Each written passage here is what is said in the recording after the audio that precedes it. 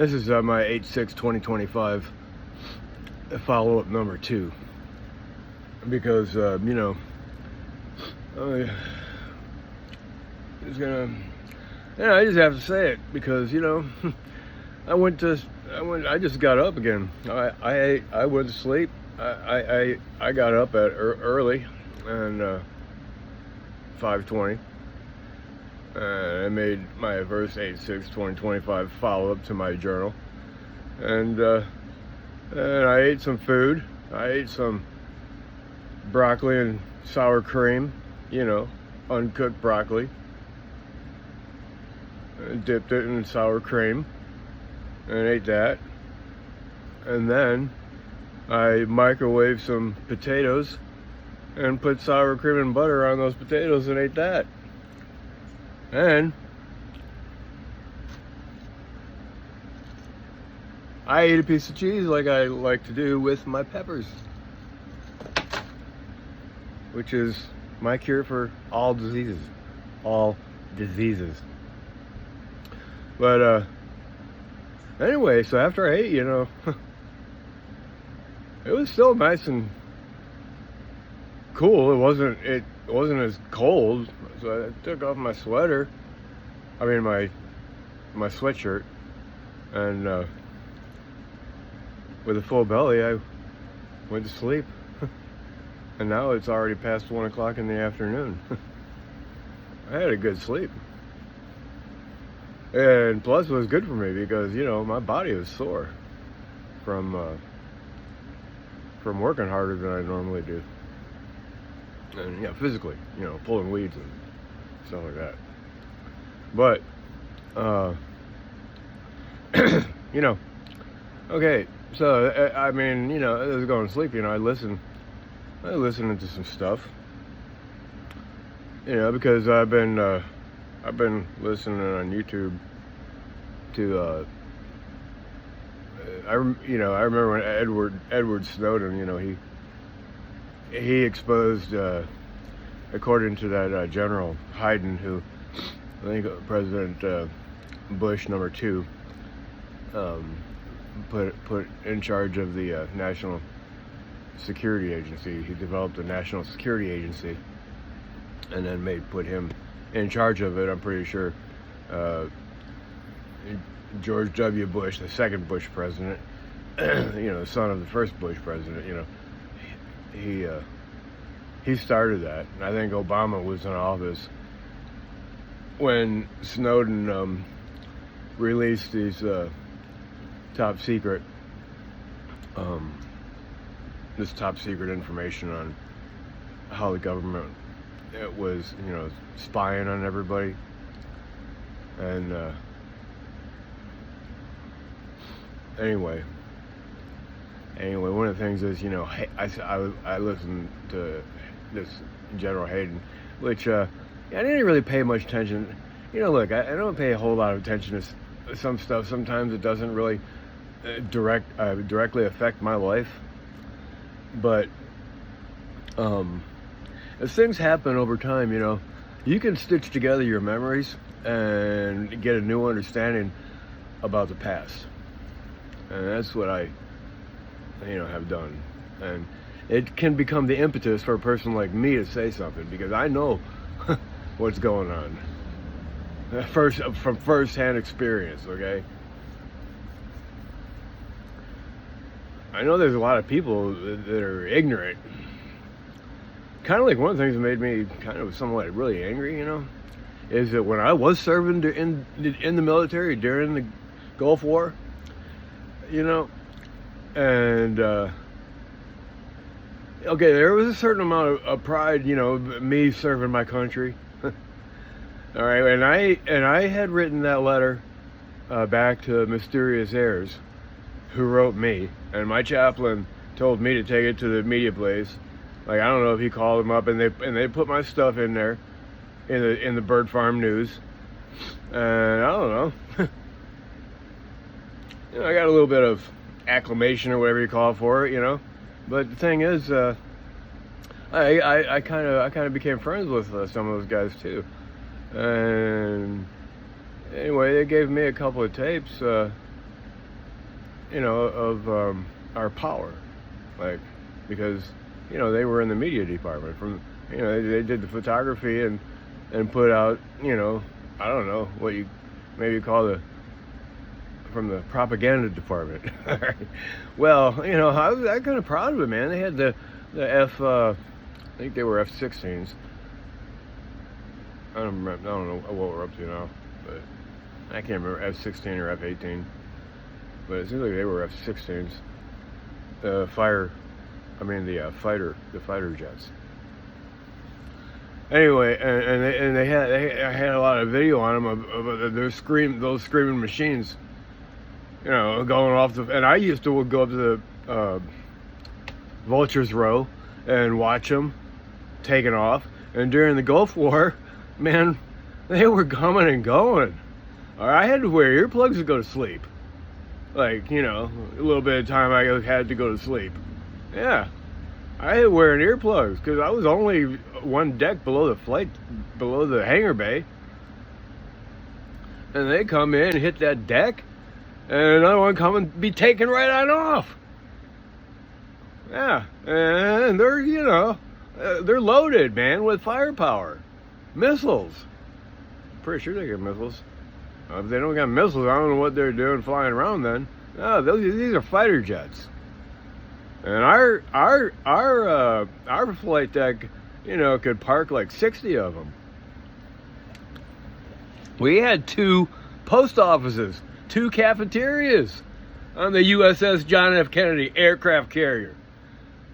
Well, now my thing went off, But I was going to show you, okay, when well, I'll just tell you now. The TV just went off. I don't know where the remote control is anyway, right now. But, okay, when I got up, I was thinking, I don't know why, like, my mind goes to certain places, but my mind went to the Vietnam War. And so it's my subconscious, telling me some things and knitting some understandings together in my mind, the way that I think about things now. And I'm 60, either 62 or 63. I think I'm 63 now. And I've had a lot of time to contemplate some stuff. And I've had a lot of stuff happen to me. Cold-blooded, cold-hearted, malicious stuff. That's why I got a big cross in my front yard. Because I understand things from first-hand experience. And I know what people are capable of. And I know what our government is capable of. And, worst of all, I know what Donald Trump is capable of. And he's a president of the United States. And I have not closed my ears to history. If you don't study history, you're bound to repeat it. That's why I have no problem saying, if you think God is on our side, you're wrong. You're dead wrong.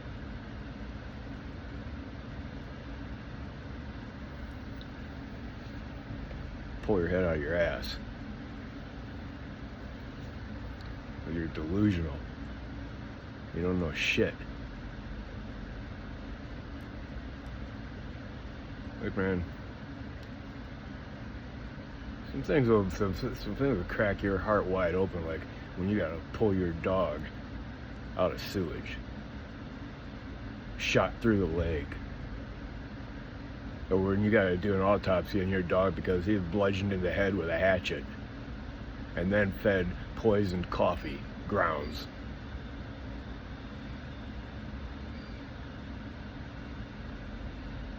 And then Gwen, she's a smart dog.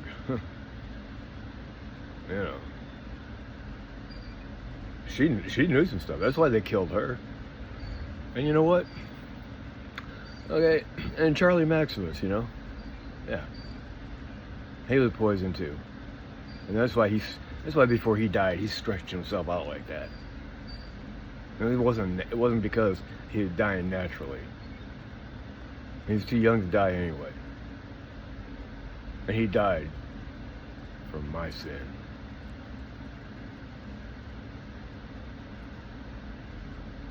Because I had succumbed to some deep kimchi.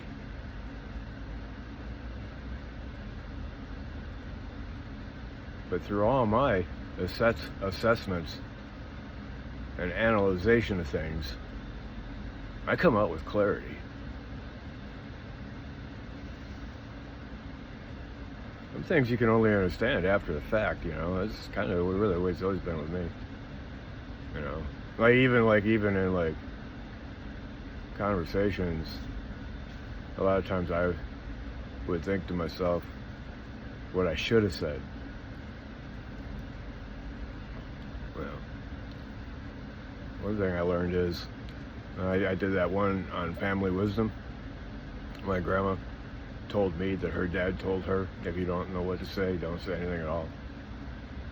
Well, sometimes it's better not to say anything at all, because people will take your words and they'll twist your words, especially if they got a vendetta against you. And especially today with AI, man, all you gotta do is take a recording of your voice, and like me, like I'm putting in these little talks on YouTube, you know. They can with AI, artificial intelligence, they can take you like they did to Obama. I'm pretty, you know. I mean, I've seen one recently. It really looked like, you know, he was being handcuffed. And they get the capabilities today. And if you're gonna go and you know, they could have you committing a crime, and they have it on video footage. It ain't even real. In fact, judges will buy it. Look, this is not even possible. All right, I had some people on my property. They're constantly fighting and everything, and so then this guy, you know, he's chasing, and it's on my video footage, all right, on my surveillance camera, and he's chasing this woman around, you know, like I don't know what. It gets her up to the door to my garage, and bam. Or no, he headbutted her, right? And that knocked her out, and then drug her away, all right? And all this on video footage, you know? So, you know, I gave it to the cops, you know, to protect her, you know. But then later on, you know, then another person that was living here, you know, I really don't know what all these people are completely about, you know, because, you know, like ulterior motivations, you know, like, because to get him out of jail, which I know that there's a thing that people who are abused can get caught in, and it's like they protect their abuser or something somehow, you know, like I've never I've never really been that kind of a person. You know, and I have a very, very strong resistance against, you know, anybody trying to like control me or anything like that. You know, I have a hard time like putting myself in their shoes, like being manipulated by another person's will. You know, but I know it happens to people. I just can't remember exactly what it's called. But abusers, people that have been abused, you know, and know what this is, because, you know, they come to it. Well, okay.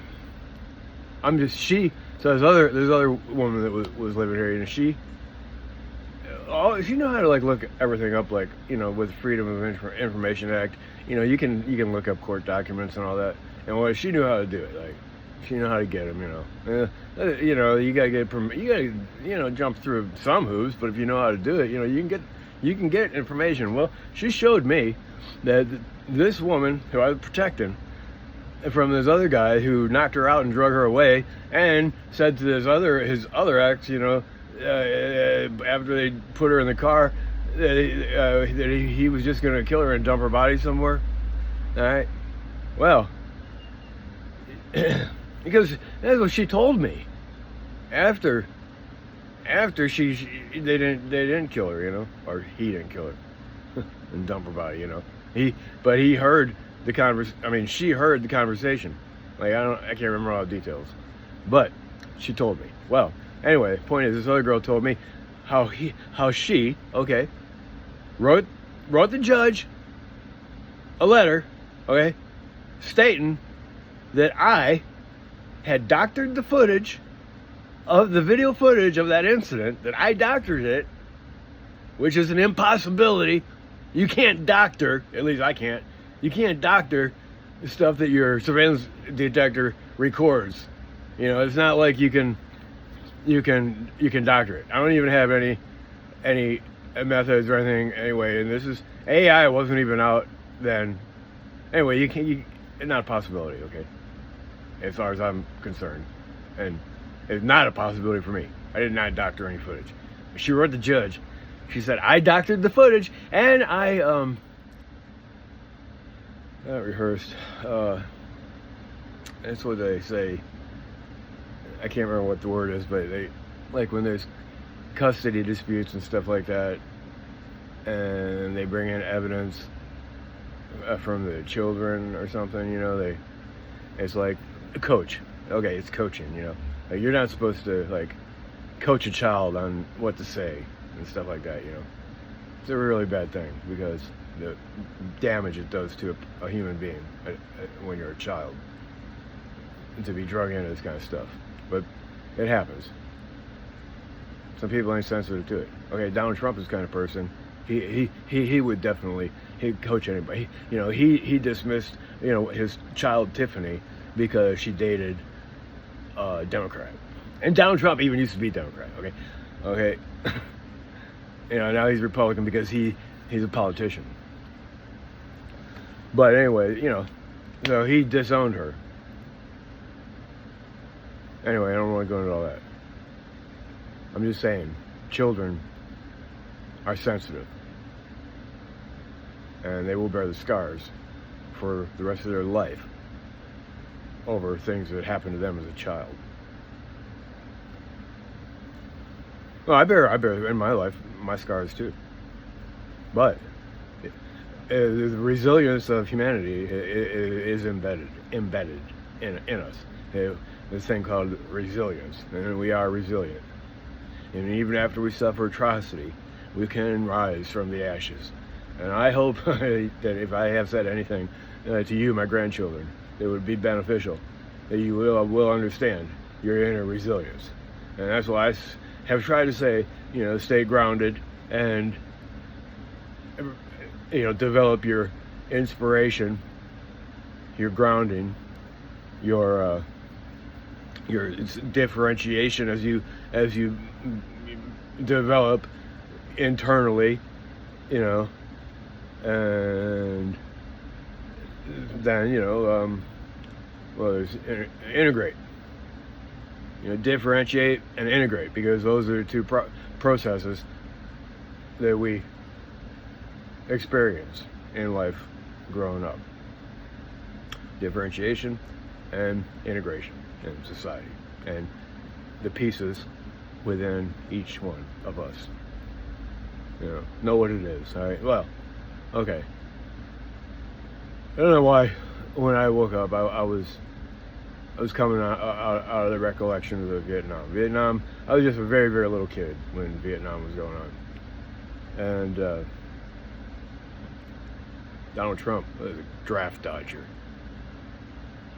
and all the MAGA people think he's such a great person. Well, you know what he is? He's an ass clown. That comes from my buddy Tim. You know, I used to call Trump Rump. You know, because I'm starting to get really angry now. No, I'm gonna back off from expressing my regard at this point. But yeah, you know, my buddy Tim, you know, he calls him the ass clown. That's what I'm gonna call this talk right here, the ass clown, because you know, we're embarking at this point in our societal evolution. We are in the throes of the ass clown, and you know, he's president right now of the United States, and some people still love him. All right, and you know, if you could just see everything that's going on now, because I don't suspect that You know, I'm really kind of hoping that that I am documenting this stuff, you know, for you, my grandchildren, because otherwise there'd be no need for me putting this on YouTube. Because look, you know, the way that society works today is that they'll just make a narrative, you know, make a story, and they can just like that lady, you know, she told the judge that I doctored the footage and I coached her on what to do, and then so she got him out of jail. After she told me that after he headbutted her, and it's all on video, my surveillance system footage, and headbutted her, drug her away, put her in the car, there's another woman in the car, and then they're going to take her off and kill her. Okay, this is a story they gave me, but what I had later found out, come to my figuring things out, you know, what the hell is going on here, I don't know, man, I think it was all, I wasn't the one staging anything. I don't know what, I have no really determinative explanation for this. All right, it could either be, you know,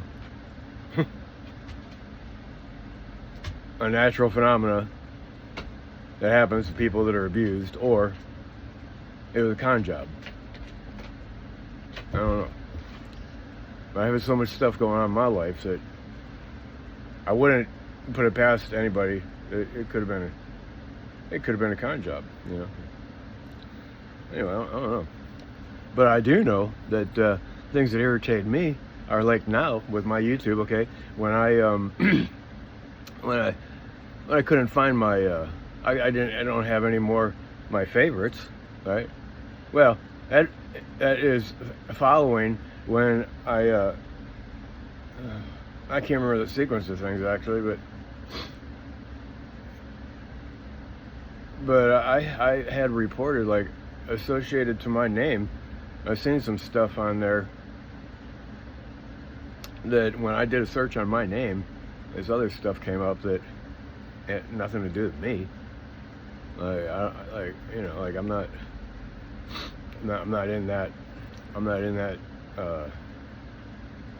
Like, this stuff was like, I don't know, black gangster stuff.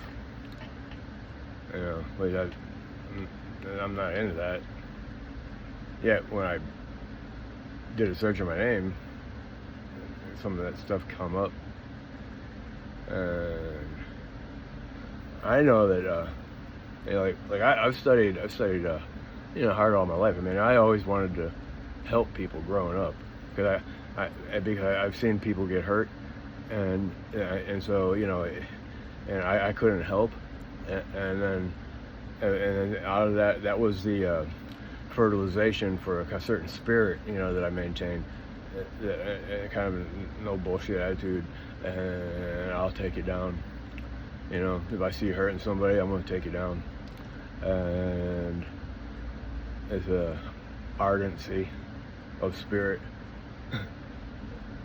And anyway, I was gonna say, you know, but my dad, you know, about all that Navy stuff and the fighter jets and everything.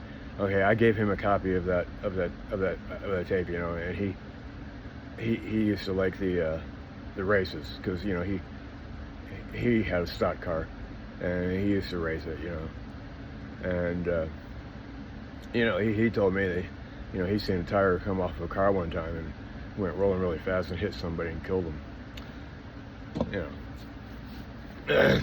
Anyway, but he took us to stock car races and funny car races and all that. He always liked it. And it hurt my feelings, man, when he copied over that tape I gave him from the Gulf War, which was kind of praising, you know, our fighter jets, and it was set to the background of some good heart throbbing, pounding music, you know, which he probably didn't appreciate. He probably didn't even like it, you know. I'm pretty sure he was against the Vietnam War. I remember going with him to some of the protests. And that hurt my feelings, you know, because I was felt like I was standing for our country, you know. Felt kind of a pride in my position. I mean, I was suffering. I suffered in the military. I said when I got out, man, there's nothing I can't do now. There's nothing in this life is ever going to come near the difficulty of what I had experienced.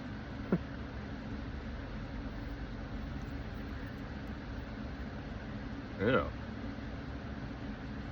But he didn't appreciate. He didn't really appreciate, I guess, that videotape I gave him. Alright. Anyway,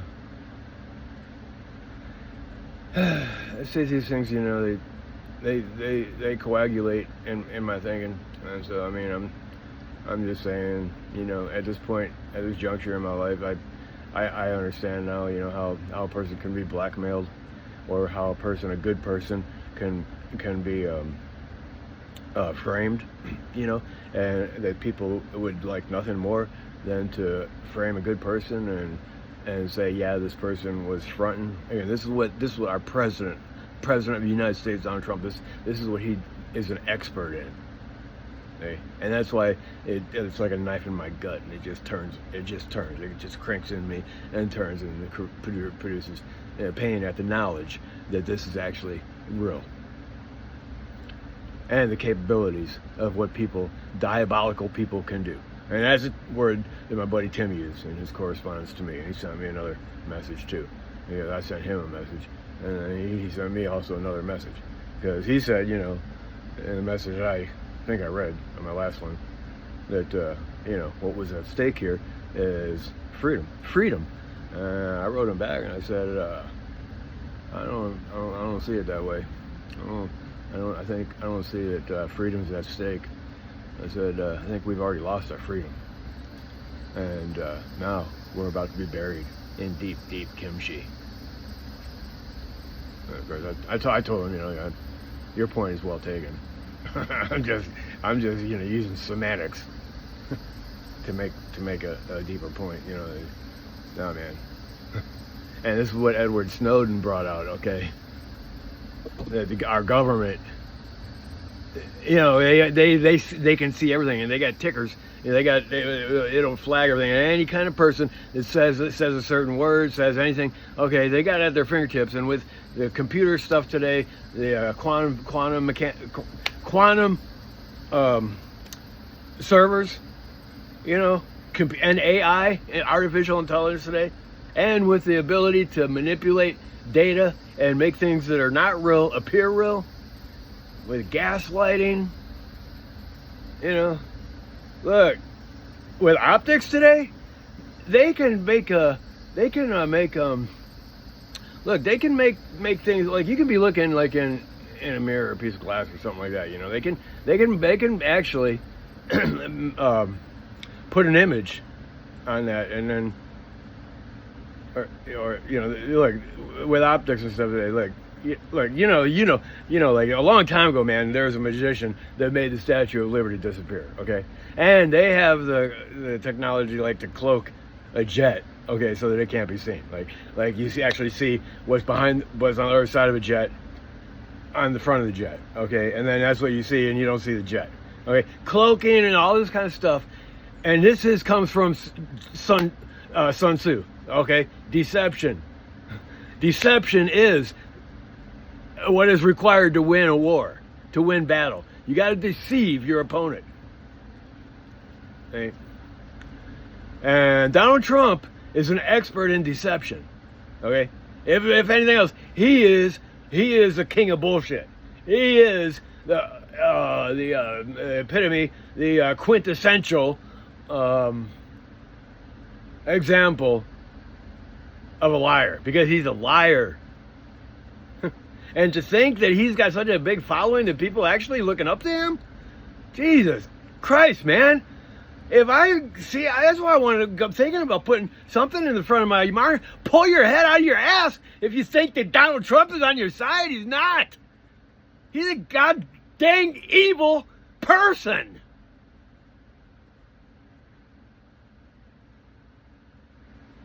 There ain't anybody more evil and wicked than him.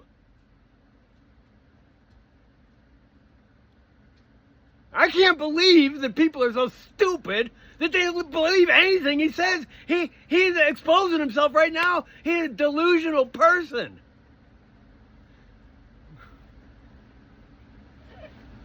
Man.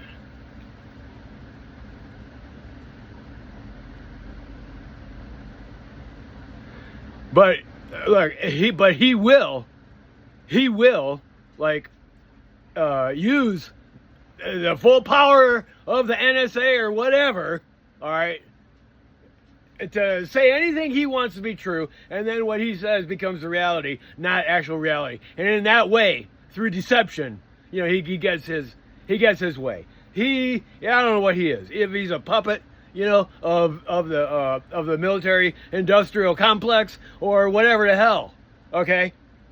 Whatever the hell he is, he's getting his payoff. Makes me angry.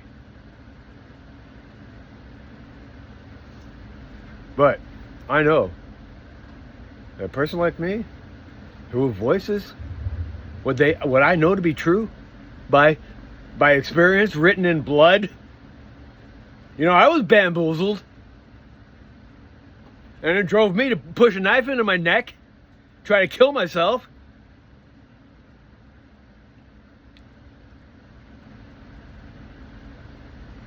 I know what the capabilities of what people can do. And this is not patty cake bakers made.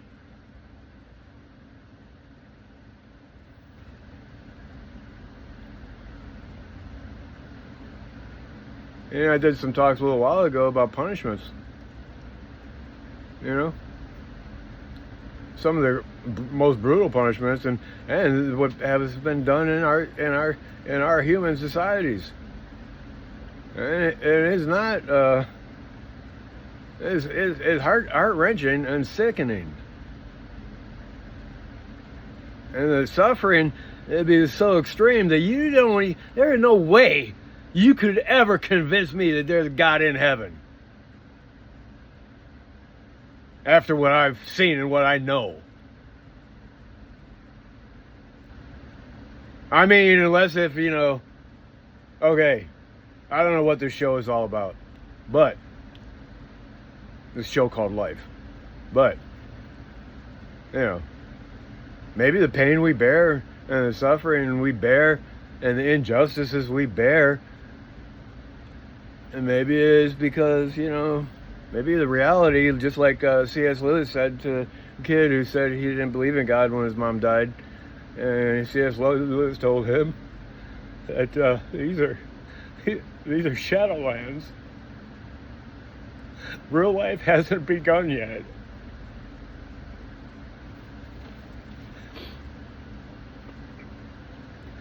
Well, that's the only way that I think that we can bear it. Because the atrocities are horrendous and unspeakable.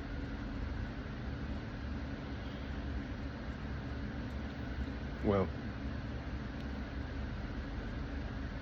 I'm acquainted with suffering and grief, okay? But I haven't suffered it. I have suffered it, okay? But I mean, not to the extent that I know that it is possible. Like, nobody's torturing me to make me say a confession that's not true, okay? But that's what they do. That's what people do.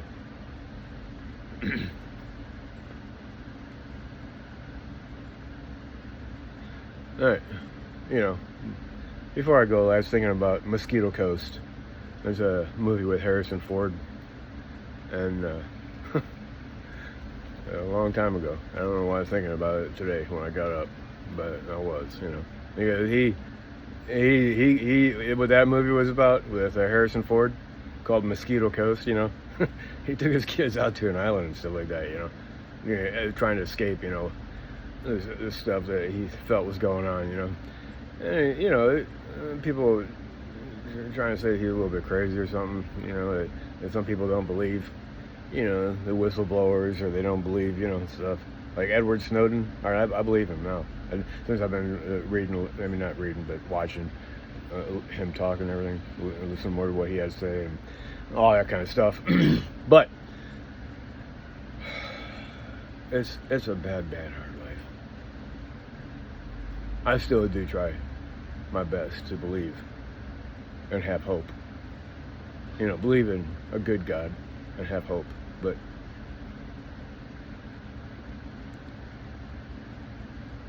sometimes I think it might be a childish dream, especially in light of the ass clown.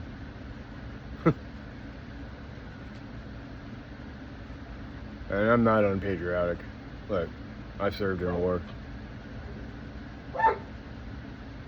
And I was proud to be on that ship and endure what I had to endure.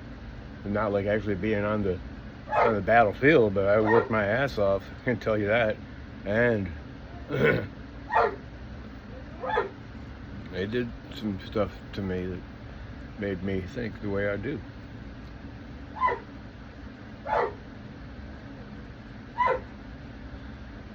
I don't know, my dog's barking. My dog's barking. Well, I'm done, you know. I don't even really want to make these things, you know. I want to be left alone. But I think it's important, you know. I don't know, like I said, I told that lady, you know, about my dead dog's tooth. Yeah, follow the dictates of my heart. And I'm already 63 years old, you know, I think.